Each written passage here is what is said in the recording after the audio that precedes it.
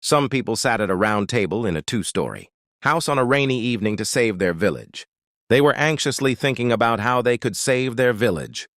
They were very worried about a railway line that would pass over their village. They would have to block that road. And after a while, they came up with a solution.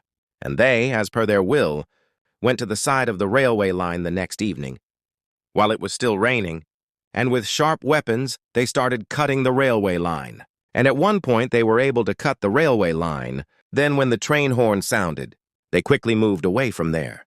And shortly after that, a train started coming. As soon as the train reached the place where they were cutting, it crashed, and the wicked people there were injured and suffered a lot of damage. They were very happy to see them, as if their village had been saved from the wicked people. The storm that had once witnessed their fear now witnessed their relief. In the same dimly lit room where they had once planned in whispers, the 6 men gathered again around the round table. But this time there were no anxious faces, no trembling hands over maps and documents. The railway line had been stopped. The train had never entered the village. Their homes, their fields, their memories, everything remained untouched.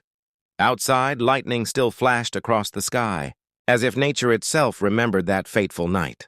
But inside, the atmosphere was different. Warm lantern light filled the room, reflecting off glasses raised high in the air. "To our village," the headmaster said softly, lifting his glass of soft drink. "To our unity," added the retired officer.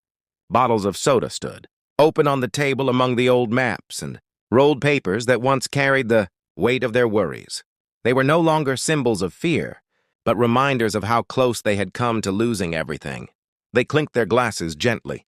No loud celebration, no wild cheers, just quiet satisfaction and deep gratitude. They had not fought for pride. They had fought for survival. And on that stormy night, as thunder rolled across the sky once more, the men allowed themselves a small, peaceful party, knowing their village had been saved from destruction.